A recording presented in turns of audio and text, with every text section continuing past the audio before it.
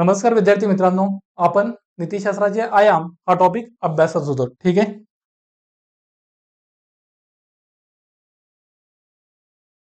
आतापर्यंत जे काय झालं त्याच्यामध्ये कोणाला काही अडचण आहे का?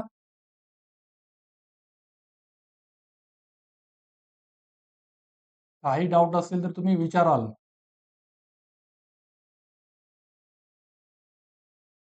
म्हणजेच काय डायमेन्शन्स ऑफ एथिक्स. ठीक आहे. त्याच्यामध्ये आपण 4 डायमेन्शन असल्याचं मी तुम्हाला सांगितलेलं. त्यातले पहिले 3 डायमेन्शन्स आपण म्हणजे पहिले 2 डायमेन्शन्स पूर्ण झालेले आहेत आणि आपण काय म्हणूया की त्याच्या पुढलं जे डायमेन्शन होतं तिसरं ते आपण अभ्यासत होतो. ठीक आहे. त्याच्यामधलं पहिलं डायमेन्शन काय होतं? वर्णनात्मक नीतिशास्त्र. ठीक आहे. ते आपण अभ्यासलेलं पूर्ण. त्यानंतर दुसरं होतं अधिनीतिशास्त्र म्हणजेच मेटा एथिक्स.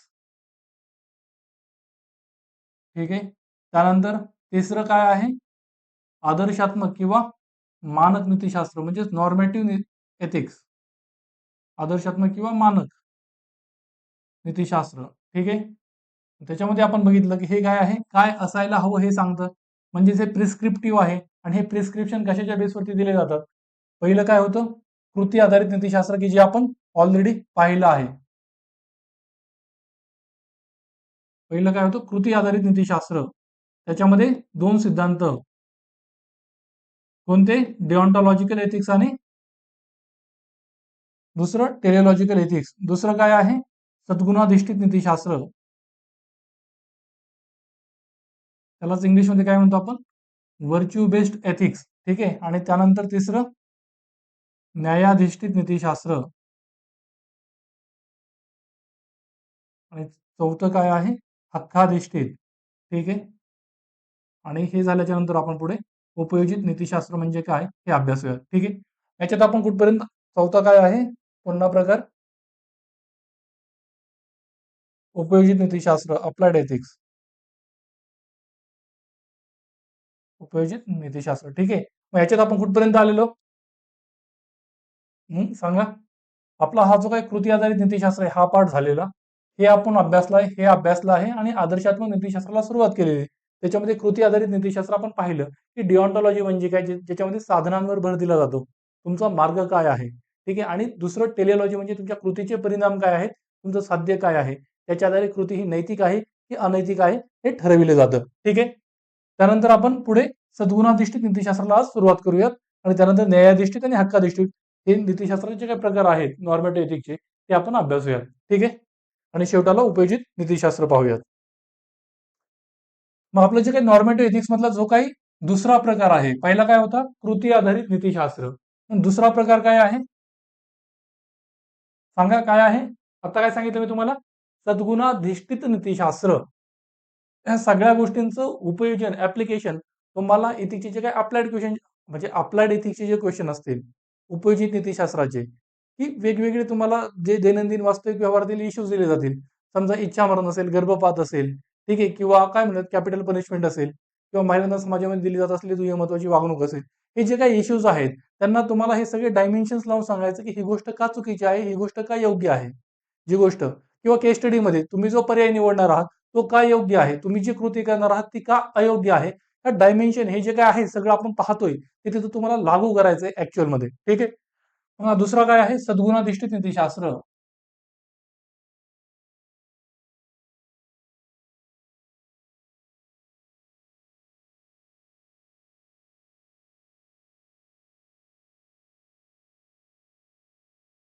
म्हणजेच काय? इंग्लिश काय म्हणतात? इंग्लिशमध्ये काय म्हणतात? Virtue based ethics. व्हर्च्यूज म्हणजे काय? सद्गुण. सद्गुण म्हणजे डिझायरेबल ट्रेट्स म्हणजे समाजासाठी इष्ट असलेले गुण काय आहेत. ठीक आहे. त्याला आपण सद्गुण असं म्हणतो.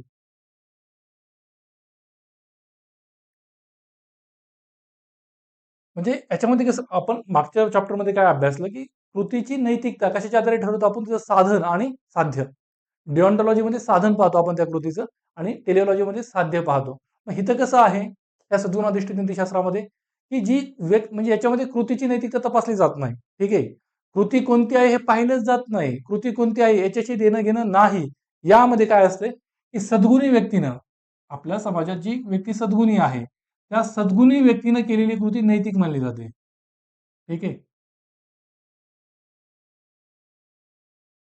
केलेली कृती ही नैतिक मानली जाते.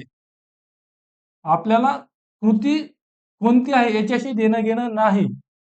समजा एखाद्या सद्गुणी व्यक्तीने ती कृती केली आहे म्हणजे ती कृती नैतिक आहे. ती कृती योग्य आहे. ठीक आहे. म्हणजेच काय की यात कृती कोणती केली आहे याच्याकडे पाहिलं जात नाही. ठीक आहे. म्हणजेच काय की हा नैतिकतेचा किंवा एखादी कृती नैतिक आहे की अनैतिक आहे हे ठरवण्याचा मूल्यांकनवादी दृष्टिकोन नाहीये. यात कृतीचं मूल्यांकन केलं जात नाही की नैतिक आहे की अनैतिक आहे. हा मूल्यांकन मुक्त किंवा मूल्य तटस्थ दृष्टिकोन टाईपमध्ये आहे. ठीक आहे. म्हणजे मूल्यांकन केलं जात नाही. म्हणजेच फक्त कृती कोणी केली आहे एवढंच याच्यामध्ये तपासलं जातं. मग कृती जर का ती सद्गुणी व्यक्तीने केलेली असेल तर ती नैतिक आहे.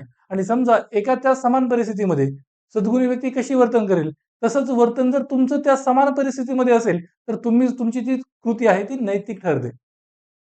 मी काय म्हणते समजतंय तुम्हाला की सद्गुणी व्यक्तीने केलेली कृती ही नैतिक आहे. ठीक आहे.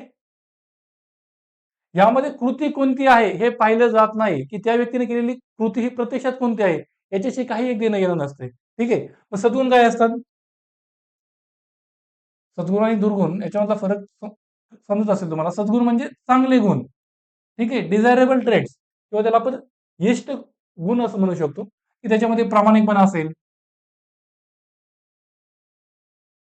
किंवा दयाळूपणा असेल किंवा करुणा असतील. हे जे काही गुण आहेत हे सद्गुण आहेत. आणि दुर्गुण म्हणजे काय? सद्गुणाला इंग्लिशमध्ये काय म्हणतो आपण? व्हर्च्यू. आणि दुर्गुण म्हणजे काय? की वाईट गुण. मग ह्याला काय म्हणू शकतो आपण? जसं की व्हायसेस. ठीक आहे. याला इंग्लिशमध्ये काय म्हणतात? व्हायसेस. मग हे काय आहेत की जसं की क्रोध असेल म्हणजे राग, क्रोध असेल किंवा लोभ असेल. हे काय आहेत? ईर्ष्या असेल. हे दुर्गुण आहेत. हे व्यक्तीच्या पतनाला कारणीभूत असतात. हे आपण ऑलरेडी अगोदर पाहिलेलं आहे. ठीक आहे. मग ह्यात जो काही दृष्टिकोन आहे की सद्गुणाधिष्ठित दृष्टिकोन किंवा सद्गुणाधिष्ठित नीतिशास्त्र याचा भर हा व्यक्तीच्या कृतीचं मूल्यांकन करण्यावरती नसतोय. फक्त आपल्या समाजाची जी उभारणी आहे ती नैतिकतेच्या आधारावर व्हावी. ठीक आहे. म्हणजेच काय? याचा हेतू असतो की नैतिक समाजाची उभारणी करणं, नैतिक सद्गुणी समाजाची उभारणी करणं.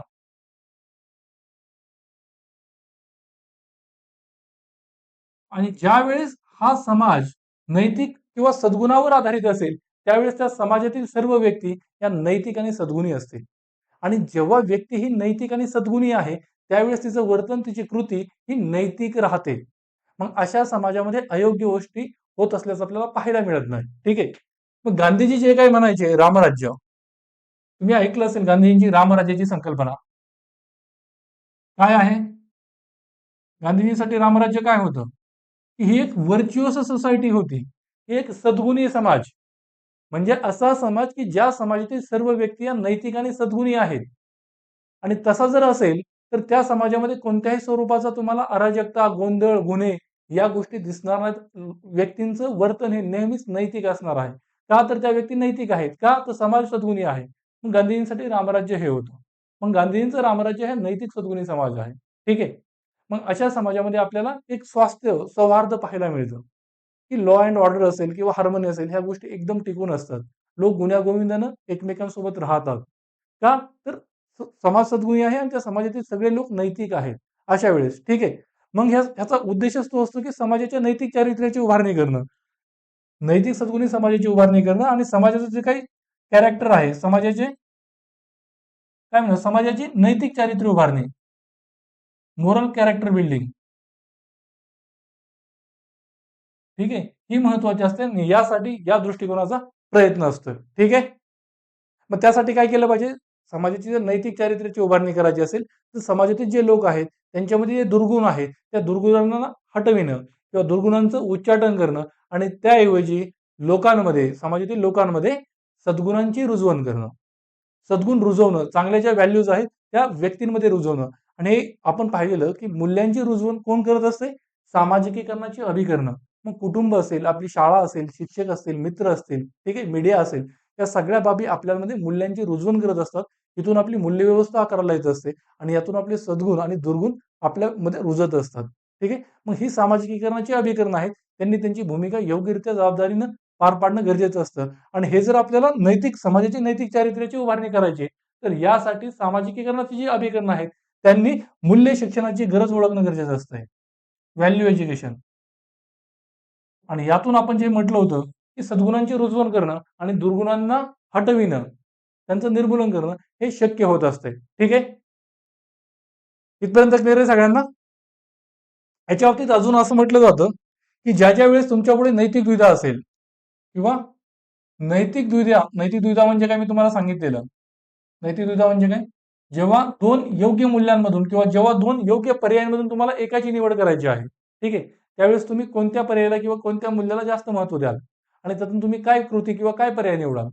मग जेव्हा सद्गुणी व्यक्तीपुढे अशी नैतिक दुविधा येत असते किंवा नैतिक दुविधेच्या परिस्थितीमध्ये सद्गुणी व्यक्तीने घेतलेला जो काही निवडलेला पर्याय आहे, केलेली जी कृती आहे, ती योग्य मानली जाते.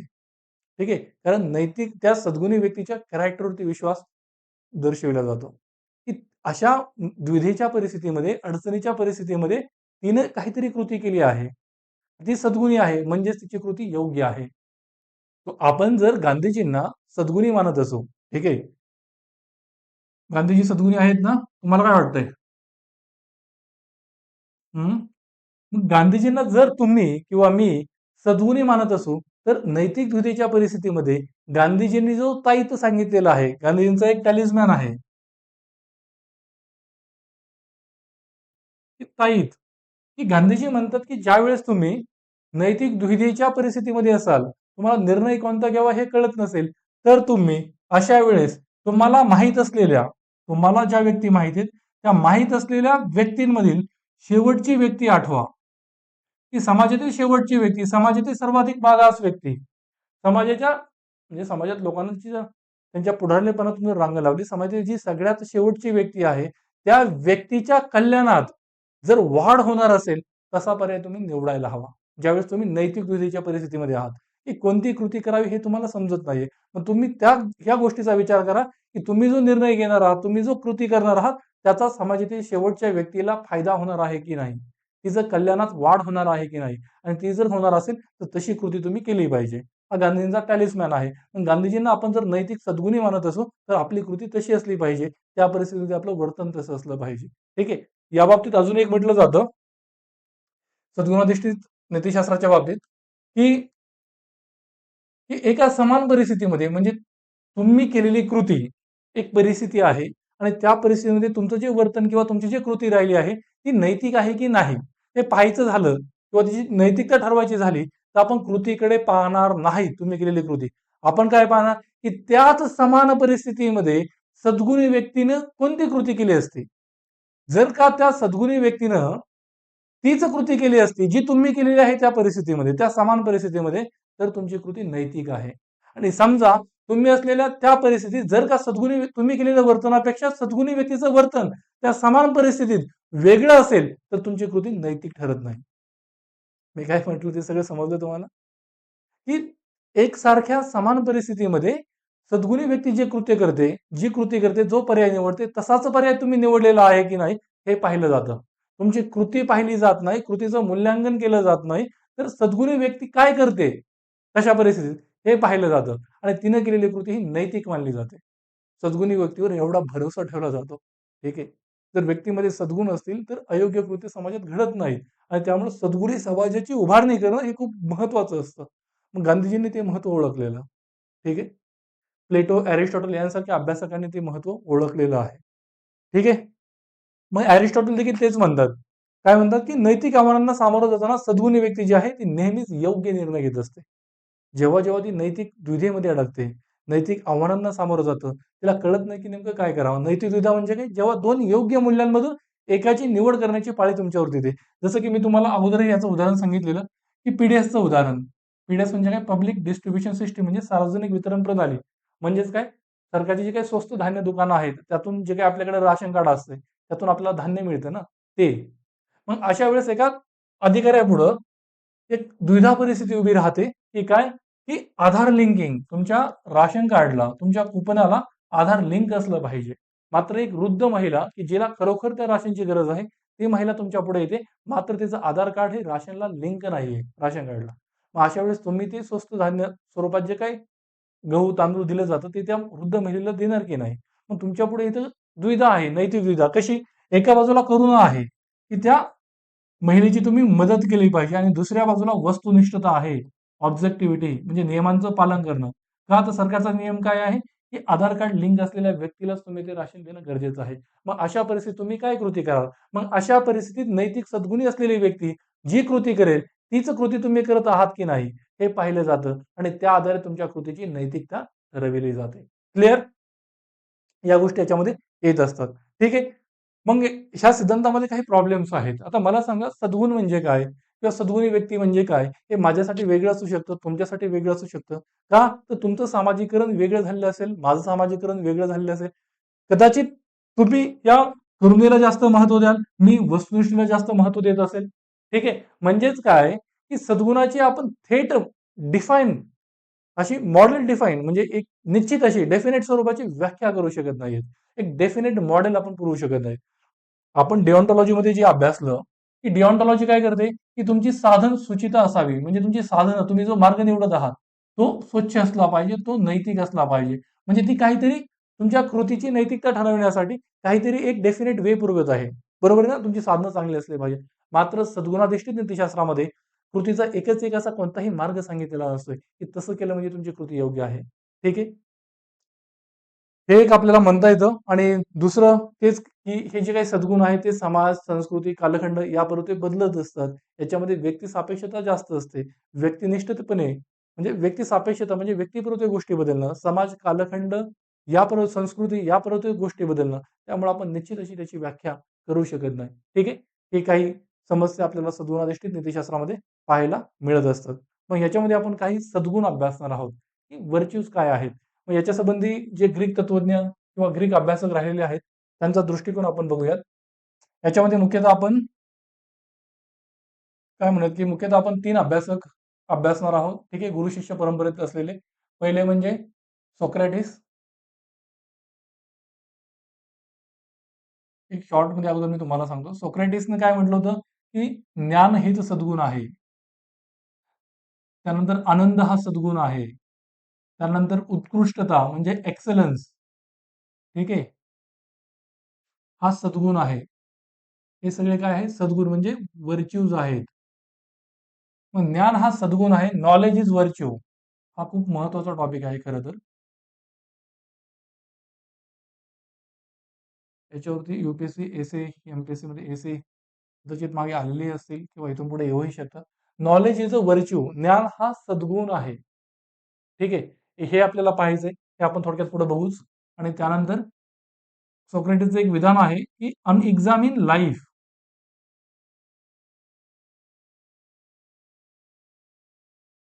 Is not worth living. म्हणजेच काय? परीक्षण न केलेलं आयुष्य हे जगण्यालायक नसतंय. ठीक आहे. तुम्ही नेहमी तुमच्या जीवात म्हणजे तुम्ही जे जगत आहात त्या जगण्याचं परीक्षण केलं पाहिजे, इंट्रोस्पेक्शन केलं पाहिजे. ठीक आहे. या गोष्टी आपण सोक्रेटिसमध्ये बघूयात. त्यानंतर प्लेटो.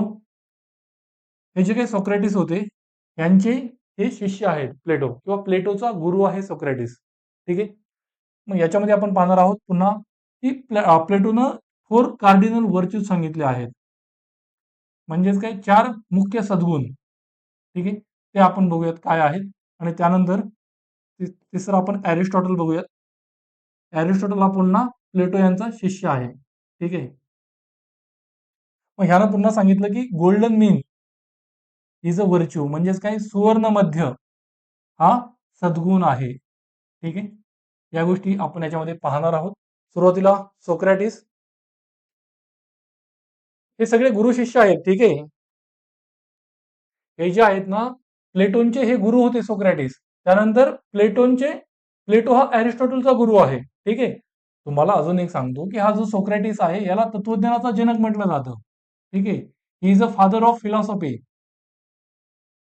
किंवा वेस्टर्न फिलॉसॉफी पाश्चात्य तत्वज्ञानाचा हा जनक आहे. हा जो प्लेटो आहे हा राजकीय तत्वज्ञानाचा जनक आहे. राजकीय तत्वज्ञान, पॉलिटिकल फिलॉसॉफीचा जनक. ठीक आहे. आणि हा जो काही अरिस्टॉटल आहे हा राज्यशास्त्राचा जनक आहे. ही अशी गुरु शिष्य परंपरा आहे. ही प्राचीन ग्रीक मधली आहे. ठीक आहे.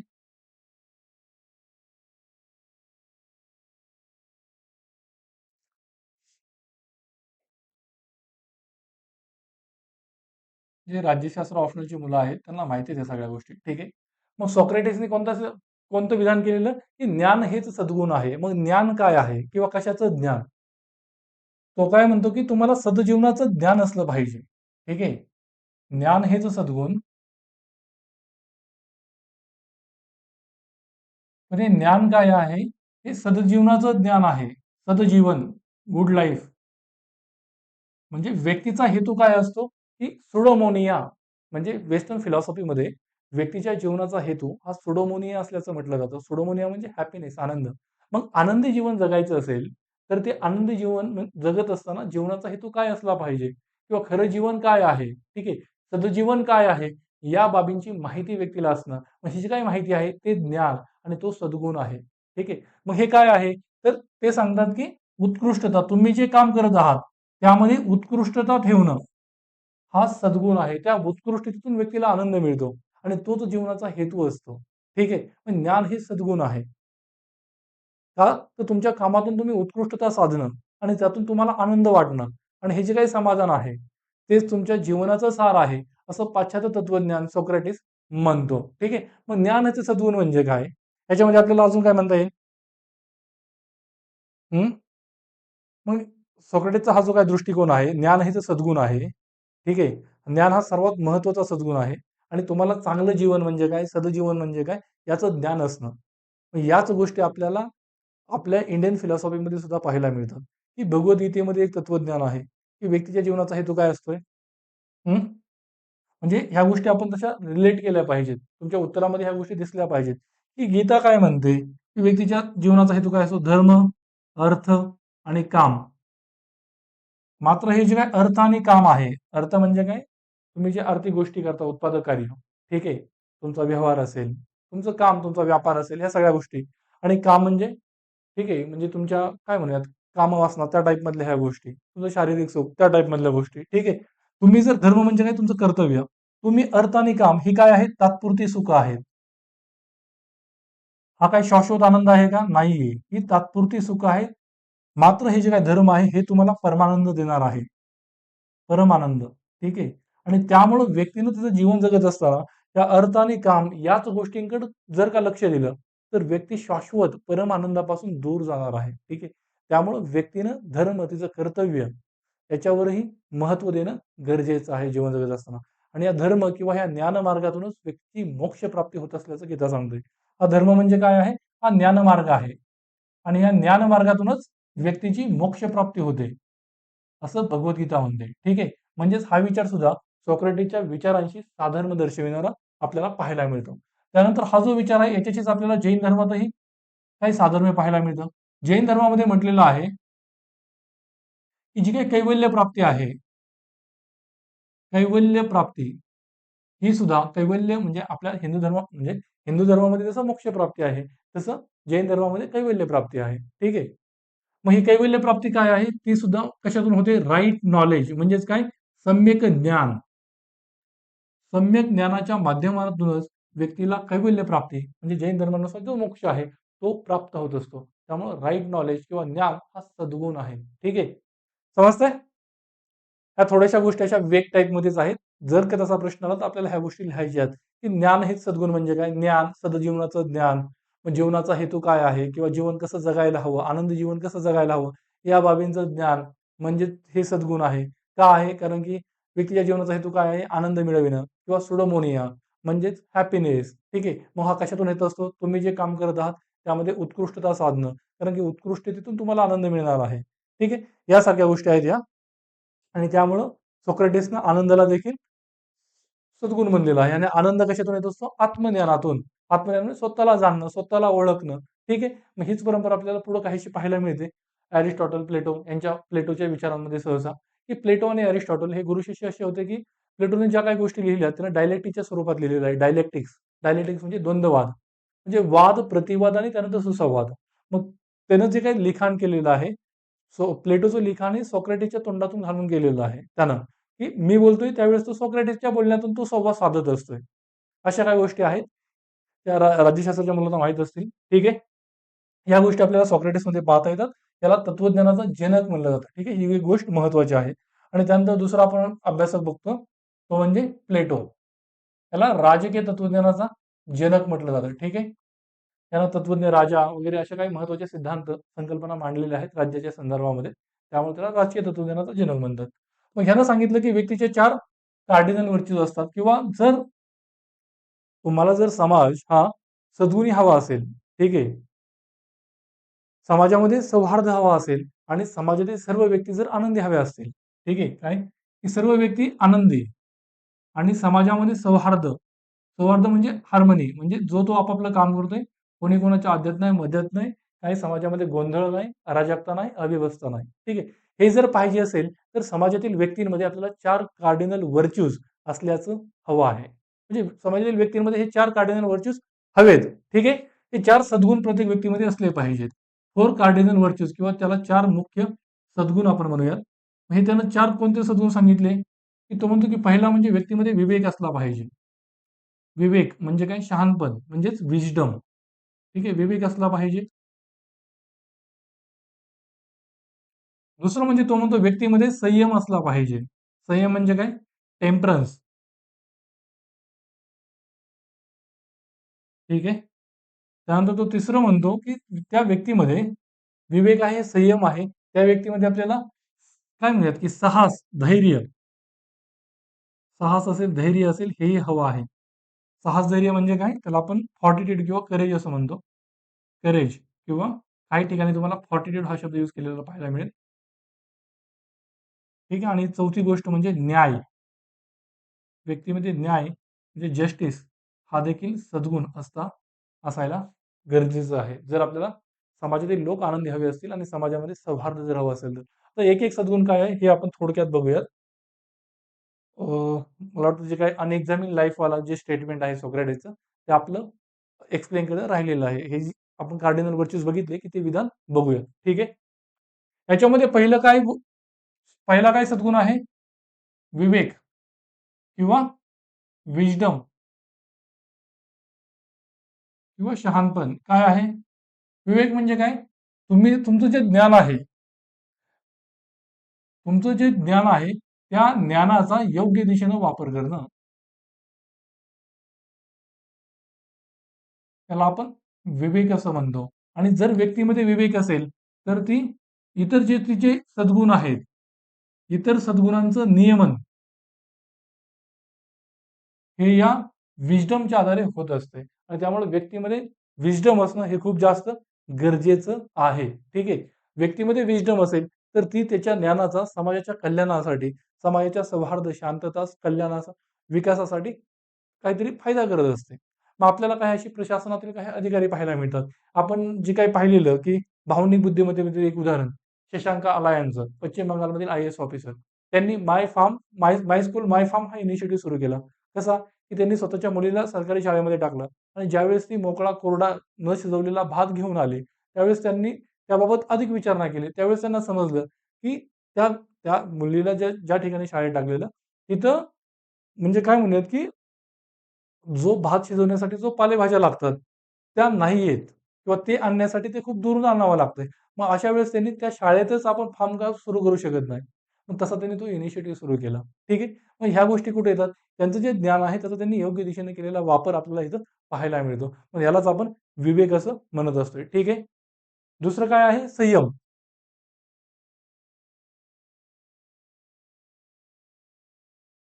त्याला संयम म्हणूयात आपण. संयम म्हणजे काय? टेम्परन्स.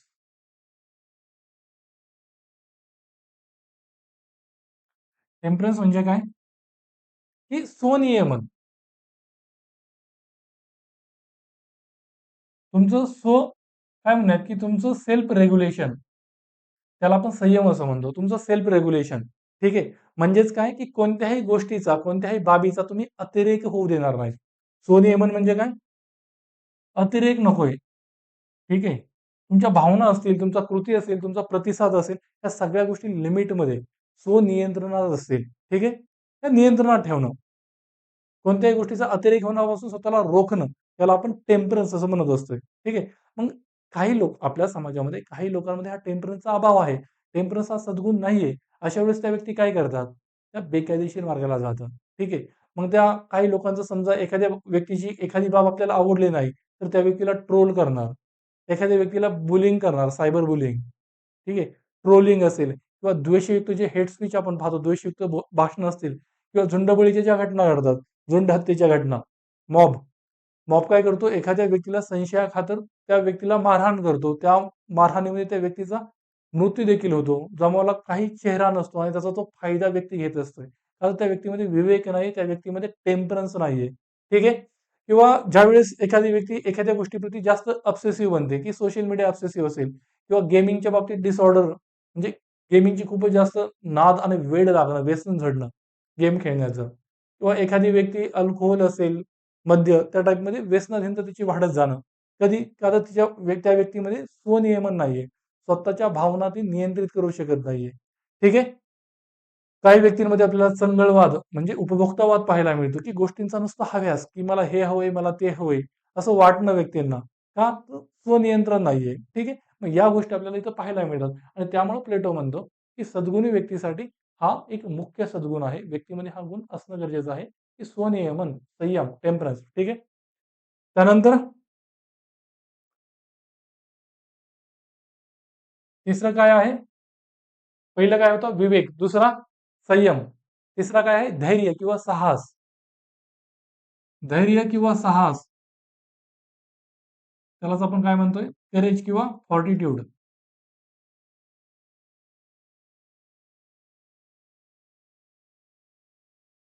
फॉर्टिट्यूड म्हणजे काय?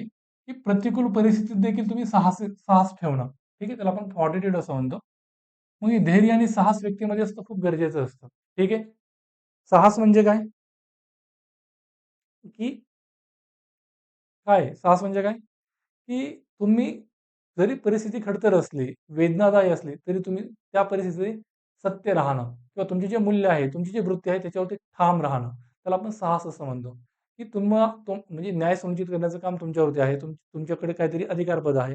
त्या अधिकारपदाचं कर्तव्य पार पाडायचं आहे. त्यावेळेस तुम्हाला काही वैयक्तिक समस्यांना सामोरं जावं लागू शकतं किंवा अजून काही अडचणी असतील. अशा कोणत्याही परिस्थितीने तुम्ही थांबणार नाहीत. ठीक आहे. तुम्ही घाबरणार नाहीत कशाला. तुम्ही तुमच्या साहसाचं प्रदर्शन करत तुम्ही तुमचं कर्तव्य पार पाडाल. ठीक आहे. म्हणजेच काय की न्यायाच्या मार्गात येणारे अडथळे आहेत ते दूर करणं आणि न्याय सुनिश्चित करण्याचं सामर्थ्य ठेवणं. त्याला आपण साहस असं म्हणतो. जर साहसाची व्याख्या करायची झाली तर. दुसरी एक व्याख्या आपण करू शकतो. ती म्हणजे काय? की काय म्हणूयात आपण की सत्य बोलणं असेल, सत्य स्वीकारण्याची क्षमता ठेवणं आणि असत्याला भिडणं, असत्याला नकार दर्शवणं हे जमायला हवं. त्याला आपण साहस म्हणतो. जर साहस तुमच्यामध्ये असेल धैर्य, तरच तुम्ही सत्य बोलू शकता, सत्य स्वीकारता देखील आणि असत्याविरुद्ध बोलण्याची क्षमता ठेवता. नाहीतर अन्यथा काय करतो ज्यांच्यामध्ये साहस नाहीये, "हां, तुम्ही म्हणताय का? हां, बरोबर आहे. ठीक आहे. हां, ठीक आहे." म्हणजे इतरांच्या हो मध्ये हो मिसळला जातो. याच्यावरती उदाहरण घ्यायचं झालं तर सर सॅम मॅनेकशॉ तुम्हाला माहीत असतील आपले एअर मार्शल होते ते, की 1975च्या काळात तुम्हाला माहिती आहे आणीबाणी सगळा किती इंदिराजींचा दबदबा होता. 1971ला त्यांनी बांगलादेश युद्ध जिंकलं होतं. त्या अगोदरचा थोडासा काळ आहे, की 1971 मध्ये ज्यावेळेस बांगलादेश युद्ध म्हणजे बांगलादेश म्हणजे पाकिस्तान बांगलादेश मुक्तीचं जे युद्ध होतं 1971चं ते पाकिस्तान बरोबरचं. पण त्याच्यामध्ये जे काही मान्सून कॅम्पेन होतं त्याला विरोध दर्शवला होता सॅम मानेकशॉ यांनी. ठीक आहे. मला वाटतं मी नसेल हे दिलं उदाहरण, पण आपण पुढे बघूयात. ज्यावेळेस काय म्हणूयात, की फाउंडेशनल व्हॅल्यूज पाहणार आहोत सिव्हिल सर्व्हिसेसच्या, सनदी सेवेची पायाभूत मूल्य. त्याच्यामध्ये परत आपण यांचं उदाहरण घेऊया. सॅम मानेकशॉ, ठीक आहे. यांच्यावरती मला वाटतं मूव्ही पण आलेला आहे विकी कौशलचा, की त्यांनी इंदिराजींना विरोध दर्शविला, की आपण ते मान्सून कॅम्पेन नाही चालवू शकत. की ज्यावेळेस की इंदिराजी पंतप्रधान असताना प्रत्येक जण त्यांच्या होमध्ये हो मिसळत होतं. अशा वेळेस त्यांनी तो विरोध दर्शविला. ठीक आहे.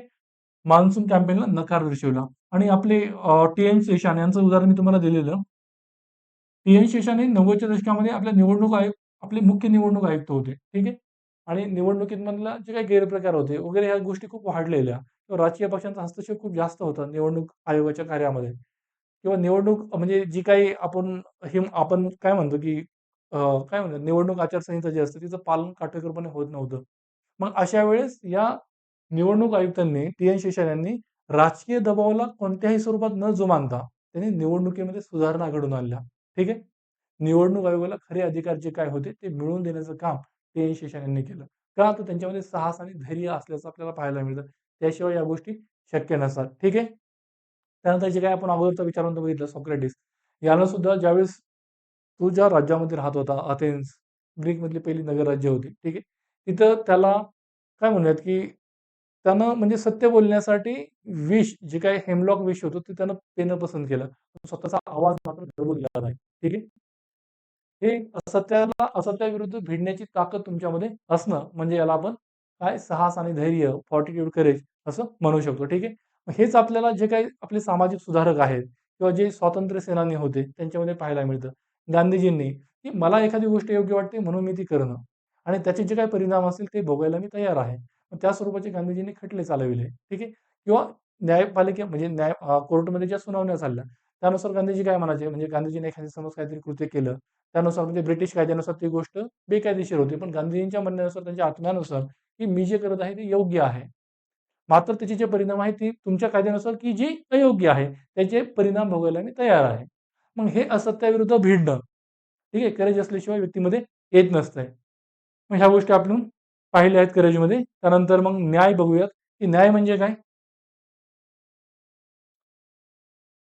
की जो प्लेटोसाठी जो न्याय होता, प्लेटोने न्यायाचा सिद्धांत मांडलेला आहे. म्हणजे खूप विस्तृतपणे त्यानं त्याचा सिद्धांत मांडलेला आहे. ठीक आहे. त्याच्या रिपब्लिक या ग्रंथामध्ये त्यानं रिपब्लिक नावाचा ग्रंथ लिहिलेला. त्याच्यामध्ये त्याने सिद्धांताची मांडणी केलेली आहे. पण इतक्या डिटेलमध्ये आपण जाणार नाही. आपण थोडंसं वरून बघूयात, की न्यायाची मांडणी त्याने 2 पातळ्यांवर केली, की तो म्हणतो की न्याय 2 पातळ्यांवर अस्तित्वात असतो. ठीक आहे. 2 पातळ्यांवर. एक म्हणजे व्यक्तिगत पातळीवर. ठीक आहे. व्यक्तिगत म्हणजे इंडिव्हिज्युअल लेव्हलला, वैयक्तिक लेव्हलला, व्यक्तिगत पातळीवर. प्लेटोच्या काही-काही संकल्पना खूप म्हणजे इंटरेस्टिंग आहेत, की तो म्हणतो की व्यक्तीमध्ये किंवा प्रत्येक व्यक्तीमध्ये 3 गुण म्हणजे प्रत्येक व्यक्तीच्या आत्म्यामध्ये आपल्याला 3 गुण असल्याचं पाहायला मिळतं. ठीक आहे. कोणते?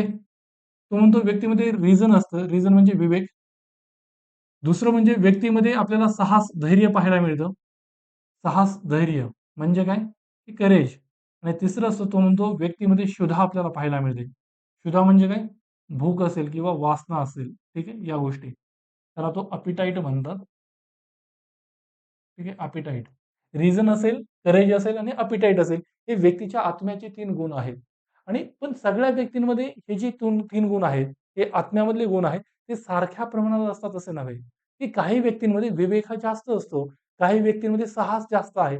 तर काही व्यक्तींमध्ये ही जी काही क्षुधा आहे, अपिटाइट ती जास्त आहे. भूक जी आहे ती जास्त आहे.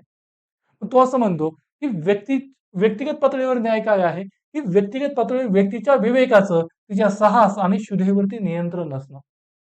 व्यक्तीच्या विवेकाचं, तिचं साहस आणि तिची क्षुधा, जी अपिटाइट तिची जी भूक आहे, तिला हे हवंय, ते हवंय, हे जे आहे त्याच्यावरती नियंत्रण असणं, हा व्यक्तिगत पातळीवरील न्याय आहे. ठीक आहे. समस्या काय आहे? विवेक म्हणजे काय? रिझन. रिझन म्हणजे विचार करण्याची, क्रिटिकल थिंकिंगची व्यक्तीची असलेली ॲबिलिटी. साहस, धैर्य म्हणजे काय?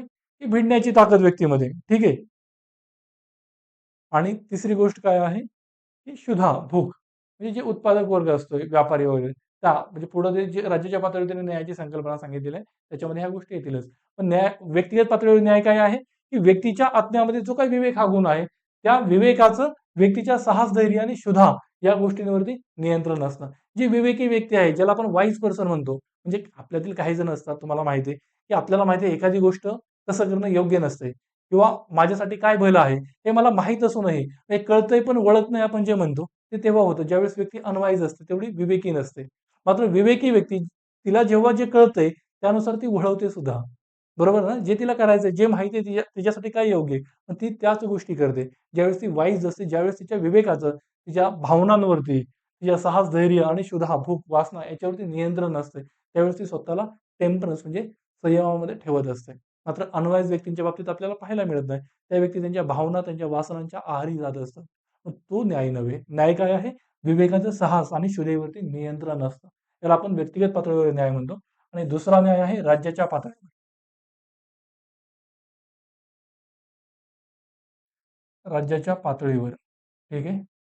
राज्याच्या पातळीवर न्याय काय आहे? प्लेटोचं एक विधान आहे अत्यंत महत्वाचं असं, की individual writ large, state is.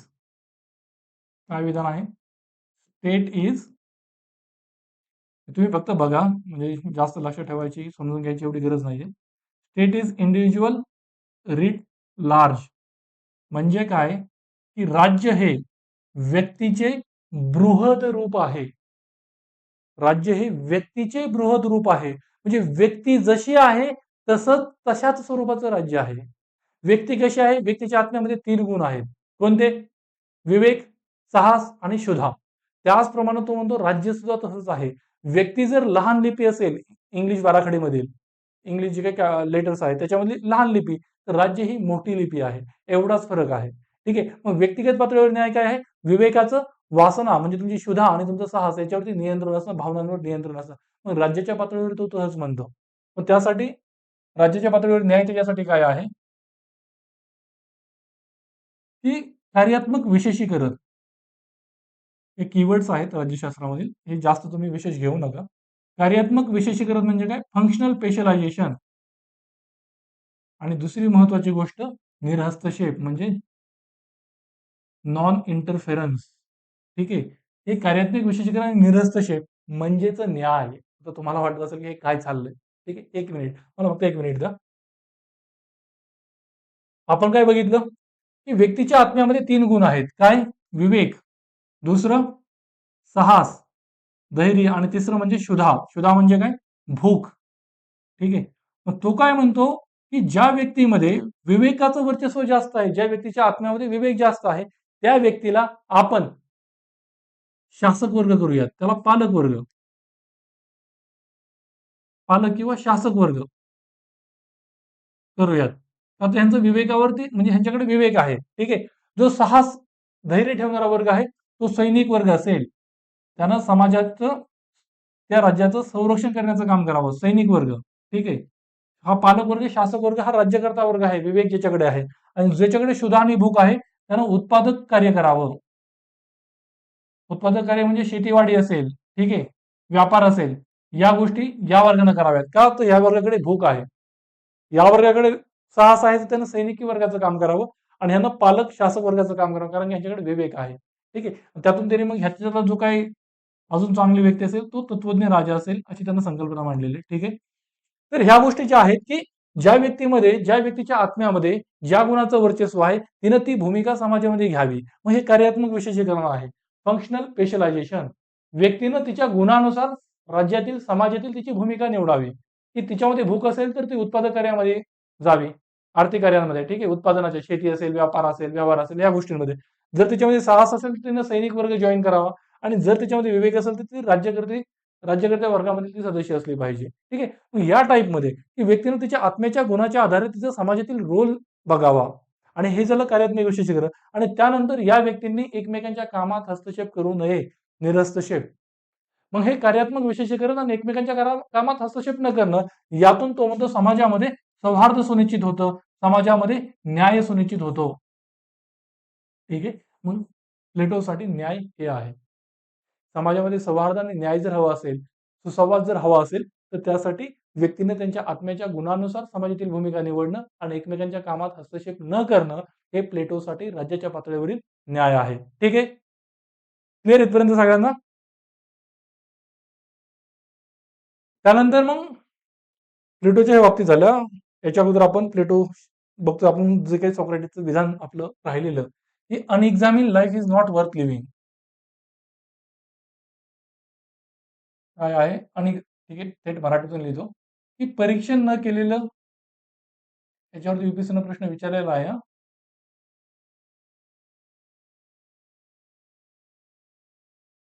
अनएक्झामिन life, परीक्षण न केलेलं जीवन हे नॉट वर्थ लिव्हिंग म्हणजे हे जगण्यालायक किंवा जगण्यायोग्य नसते.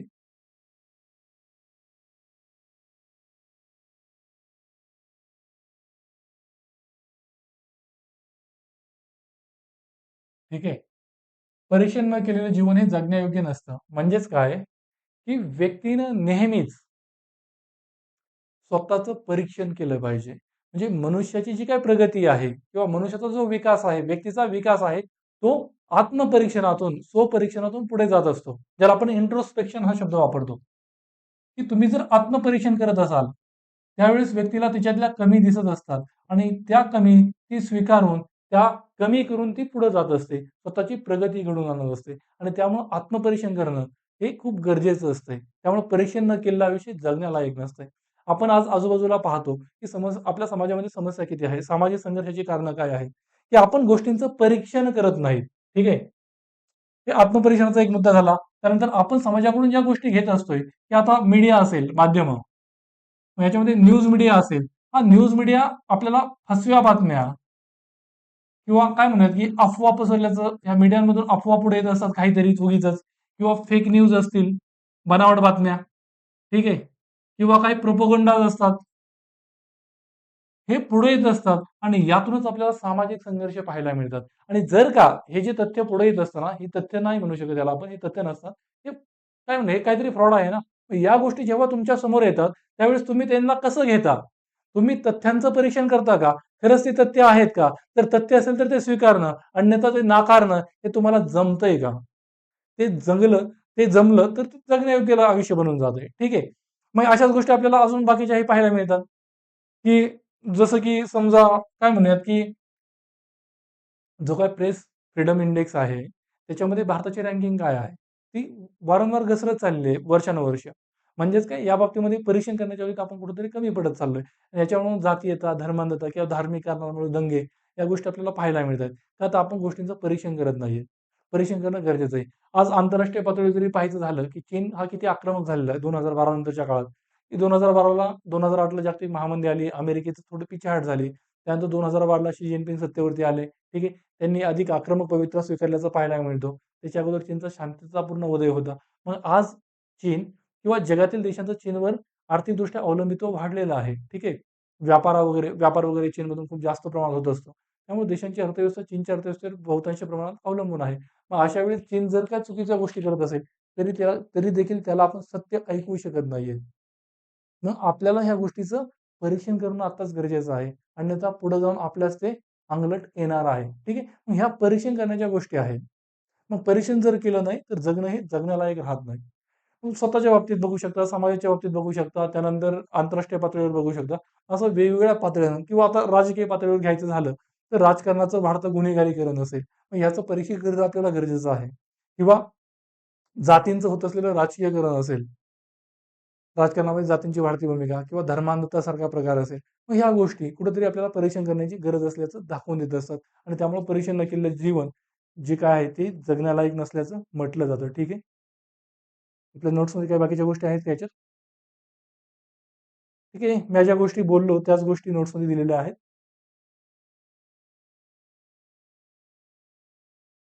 त्याच्यामध्ये परत बघूया आपल्या नोट्समधल्या गोष्टी काय आहेत का? त्याच्यामध्ये काय आहे? इथं प्रश्न तोच दिलेला आहे मी, की "an unexamined life is not worth living" हा पी-वाय-क्यू आहे. ठीक आहे. आणि दुसरं एक आहे, की "non cooperation with evil is as much a duty as cooperation with good." हा पण क्वेश्चन महत्वाचा आहे. तुम्हाला या विधानातून काय समजतं ते स्पष्ट करायचं आहे. ठीक आहे. हा प्रश्न काय आहे, की चांगल्याशी तुम्ही जे सहकार्य करता ते जेवढं महत्वाचं आहे त्याच्यापेक्षा जास्त महत्वाचं तुम्ही दुष्टाशी सहकार्य न करणं हे आहे किंवा दुष्टाशी असहकार करणं. काय म्हणतोय मी? दुष्ट दुष्टाशी असहकार हा खूप महत्वाचा आहे. आपण पाहतो, की ज्यावेळेस समाजामध्ये एखादी वाईट गोष्ट घडते, त्यावेळेस आपल्यातील बऱ्याच व्यक्ती, बहुतांश व्यक्ती, जवळपास आपण सगळे, की फक्त मूकबधिर असतोय. आपण फक्त बघ्याची भूमिका पार पाडतोय. फक्त बघत बसतोय. मात्र हे जे दुष्ट असतात ना, त्यांचं तेव्हाच जास्त फावतं, की आपण बघतोय, म्हणजेच एक प्रकारे आपण त्यांना संमती देतोय. मग आपण तिथं उभं राहणं, त्या दुष्ट, त्या वाईट प्रवृत्तीची लोकं आहेत, ते वाईट काम करत आहेत, त्यांच्या विरोधात उभं राहणं गरजेचं आहे. अन्यथा त्या व्यक्तींचा हा जो काही अल्लडपणा आहे तो वाढतच जातो. ते वाईट कृत्य करण्याचं जे काही सवय आहे, ती वाढत जात असते. मग तुम्हाला तुम्ही ऐकलं असेल कदाचित, की म्हणजे उत्तर प्रदेश सरकारचा एक इनिशिएटिव्ह आहे, की बेल बजाव कॅम्पेन. म्हणजे तुमच्या शेजारच्या घरामध्ये जर डोमेस्टिक व्हायलन्स, घरगुती हिंसाचार होत असेल, एखादा पती तिच्या पत्नीला दारू पिऊन किंवा असं मारहाण करत असेल, तर त्यावेळेस तुम्ही ती बेल वाजवा. ठीक आहे. मग बेल वाजवली की त्या व्यक्तीवरती एक दबाव असतोय, की समाजातील लोक माझ्यावरती वॉच ठेवून आहेत. मी तसं वर्तन नाही केलं पाहिजे. ठीक आहे. मग त्या त्या व्यक्तीच्या त्या गैरकृत्याला कुठं ना कुठं काहीतरी आळा बसत असतोय. मग हे गरजेचं असतंय. एखादी व्यक्ती वाईट कृत्य करत असेल, तर तिला आपण जाब विचारणं. तिचं उत्तरदायित्व, तिची जबाबदारी सुनिश्चित करणं आणि त्यासाठी तिला दंड कसा मिळेल हे सुनिश्चित करणं गरजेचं असतं. मग ह्या त्याच गोष्टी आहेत, की तुम्ही चांगल्याशी सहकार्य करता हे ठीक आहे. पण त्याच्यापेक्षा जास्त महत्त्वाचं काय आहे, की दुष्टांशी सहकार्य करणं. दुष्टांशी जर तुम्ही मुकबघ्याचं काम करत असाल, तर तुम्ही त्यांच्या कार्यामध्ये सहभाग असला टाइप आहे. ठीक आहे. त्यामुळे तुम्ही आवाज उठविणं गरजेचं आहे आणि दुष्टांच्या त्या दुष्ट कार्यामध्ये कधीही आपला सहभाग असता कामा नये. ठीक आहे. याच गोष्टी तुम्हाला एक्सप्लेन करायच्या. तुम्हाला अजून काय समजतंय?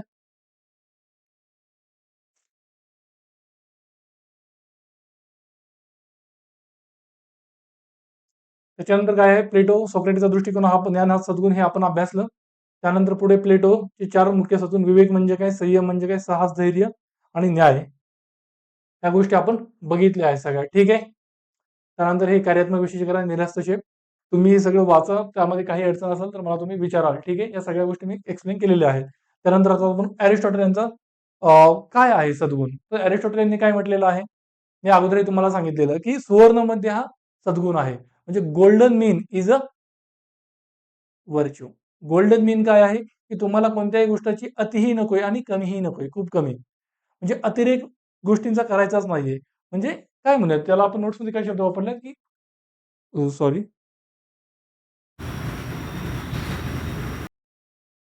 कोणत्याही गोष्टीची अतिही नकोय, म्हणजे कोणत्याही गोष्टीचा अभाव किंवा किमान नकोय आणि त्याच वेळेस त्या गोष्टीचा अतिरेक सुद्धा नकोय नकोय. म्हणजे तुम्ही एक उदाहरण घ्यायचं झालं, तर तुम्ही खूपच जास्त कंजूस आहात. तसंही असता नये. तुम्ही खूपच जास्त खर्चिक किंवा काय म्हणूयात, की उधळपट्टी करणारे आहात. तसंही असता कामा नये. मग ह्याचा मध्यम मार्ग काय आहे? मधला मार्ग काय आहे? की तुमच्यामध्ये औदार्य असावं, जनरॉसिटी असावी. ठीक आहे. जनरॉसिटी म्हणजे जेवढं गरजेचं आहे तेवढंच करणं. पण खूप कंजूसपणाही न दाखवणं. जिथं गरजेचं आहे तिथलं खर्च करणं. त्यासाठी थोडंसं उदार राहणं. ठीक आहे. आणि त्यानंतर आपण दुसरंही उदाहरण बघू शकतो, की म्हणजे व्यक्तीमध्ये तुम्ही कोणाची तरी खूपच जास्त खुशामत करत आहात. फ्लॅटरिंग करत आहात, फ्लॅटरिंग. तेही जास्त काही कामाचे नसते. आणि एखाद्याशी तुम्ही भांडखोरपणा ठेवत आहात, quarrelsomeness, तोही काही कामाचा नसतोय. मग मधला मार्ग काय आहे? मैत्रीचा भाव ठेवणं, मैत्रीचे संबंध ठेवणं. ठीक आहे. मग हा मध्यम मार्ग आहे. त्यानंतर अजून एक उदाहरण आपण ऍड केलेलं आहे, की तुम्ही खूपच जास्त आवेगपूर्ण आहात, इम्पल्सिव्ह आहात. इम्पल्सिव्ह म्हणजे काय? खूप जास्त विचार न करता भावनांमध्ये येऊन कृती करणं. त्याला आपण आवेगपूर्णता म्हणतात. तेही काही कामाचे नाही. आणि दुसऱ्या बाजूला काय आहे, की तुम्ही निर्णयच घेत नाहीत. तुम्ही कृतीच करत नाहीत. ना आवेगात येऊन निर्णय घेता, ना विचार करून निर्णय घेता.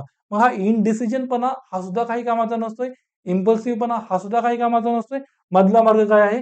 सेल्फ कंट्रोल, आत्मसंयम. तो तुमच्यामध्ये असणं गरजेचं आहे. ठीक आहे.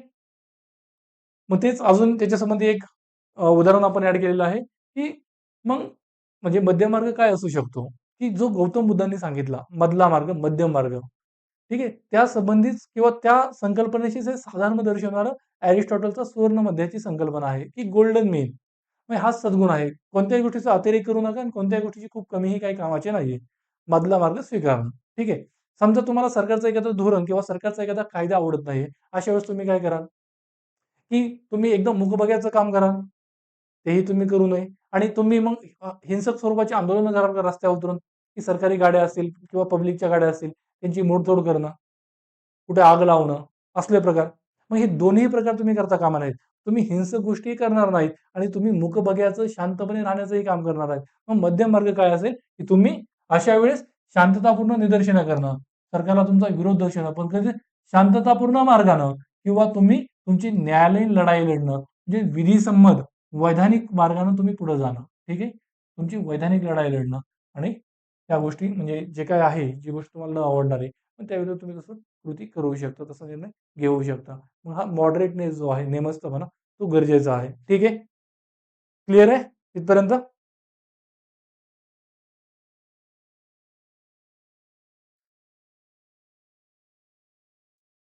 ठीक आहे. मग सद्गुणाधिष्ठित नीतिशास्त्र याच्यामध्ये आपल्याला अभ्यासाच्या एवढ्याच गोष्टी आहेत. आपण काय काय अभ्यासलं, की सोक्रेटिस यांची 2-3 गोष्टी, की नॉलेज इज व्हर्च्यू, ज्ञान हेच सद्गुण. सद्जीवनाचं ज्ञान असणं, आनंदी जीवन जगणं. ठीक आहे. उत्कृष्टता साधणं हे सद्गुण आहेत असं सॉक्रेटिस म्हणतो. आणि सॉक्रेटिसची दुसरी महत्वाची गोष्ट काय होती?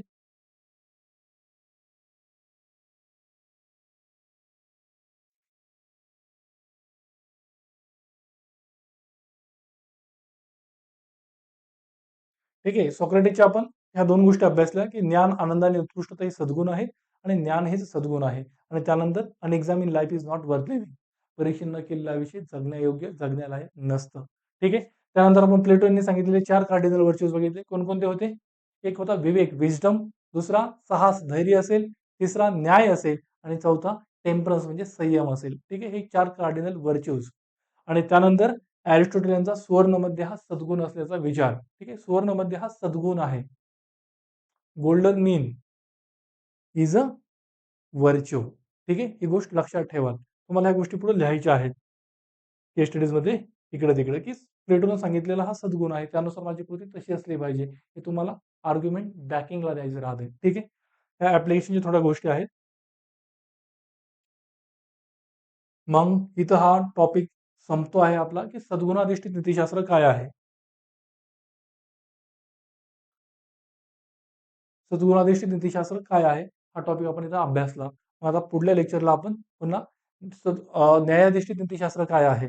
आणि हक्काधिष्ठित किंवा हक्काधारित नीतिशास्त्र आणि उपयोजित नीतिशास्त्र हे 3 टॉपिक एकत्रितपणे अभ्यासूयात. ठीक आहे? इथपर्यंत क्लिअर आहे सगळ्यांना? इथपर्यंत म्हणजे आतापर्यंतच्या गोष्टींमध्ये कुठेही तुम्हाला डाऊट असेल तर तुम्ही मला ते विचारा. ठीक आहे? मग जो अनएक्झामिन्ड लाईफवाला क्वेश्चन आहे तो तुम्ही आज क्लास होम असाइनमेंट म्हणून लिहाल आणि सगळेजण माझ्याकडे चेकिंगला पाठवाल. म्हणजे बहुतांशी मुलं उत्तरं लिहून पाठवत नाहीयेत. ठीक आहे? तोपर्यंत पुढल्या लेक्चरपर्यंत थँक यू सो मच.